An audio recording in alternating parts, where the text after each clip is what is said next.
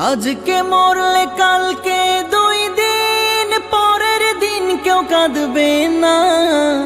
যাদের জন্য করলা কামাই মরলে তারা চিনবে না। আজকে মরলে কালকে 2 দিন পরের দিন কেউ কাঁদবে না। যাদের জন্য করলা কামাই মরলে তারা চিনবে না। থাকতে সময় করো আমল, ঈমান করো খাঁটি। থাকতে সময় করো আমল, ঈমান করো খাঁটি। শেষ ঠিকানা তোমার আমার 3.5 হাত মাটি।